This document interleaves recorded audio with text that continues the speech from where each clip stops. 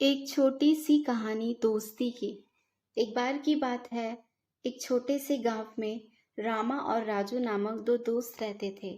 वे साथ में खेलते कूदते थे, कोई भी काम हो साथ में करते या कहीं आते जाते तो साथ में ही।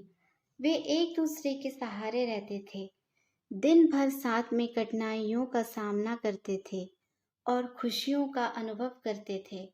एक दिन जब वे घूमने निकले, तब उन्होंने गांव के पास के जंगल में एक पुराना छोड़ा हुआ कुआं देखा।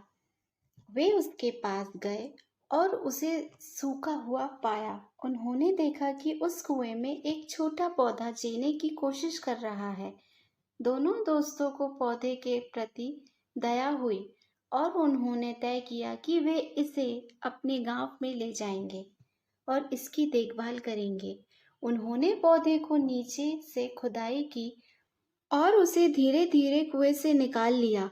वापस गांव में उन्होंने पौधे के लिए एक ठीक स्थान ढूंढा और उसे वहां रखा।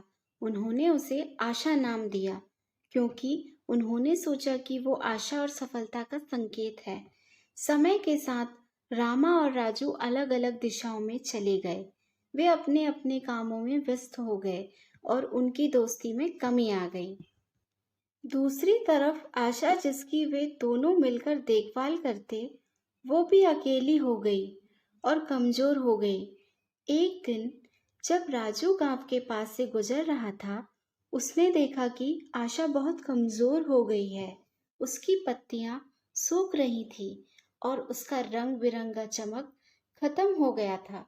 राजू को दुख हुआ और वह जल्दी से रामा को ढूंढने निकल पड़ा। उन्होंने बातचीत की और मिलकर समस्या को हल करने का निर्णय लिया। उन्होंने पौधे को पानी दिया, उसे संरक्षित स्थान में रखा और उसकी सुरक्षा के लिए सारे उपाय किए। उसे बचाने का भरपूर प्रयास किया। उन्होंने काफी वक्त बाद मिलकर बातचीत की और अपनी खुशियों और दुखों को साझा किया। उनके प्रयास से आशा को फिर से जीने की शक्ति मिली।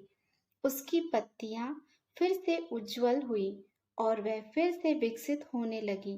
वह एक सुंदर वृक्ष बन गई और उसकी छाया और फूल लोगों को सुख और आनंद देते थे।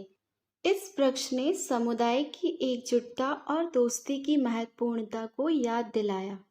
रामा और राजू ने उस दिन एक महत्वपूर्ण सबक सीखा। उन्होंने जान लिया कि सच्ची दोस्ती विश्वास और सहयोग की जड़ों से जुड़ी होती है। उन्होंने वचन दिया कि वे एक दूसरे का साथ कभी नहीं छोड़ेंगे और उनकी दोस्ती को हमेशा महत्व देंगे। जब वे आशा की छाव में खड़े होते, तो उन्हें यह यकीन होता है कि उनकी दोस्ती और उनका संघर्ष सब कुछ बहुत सुंदर और अनमोल है।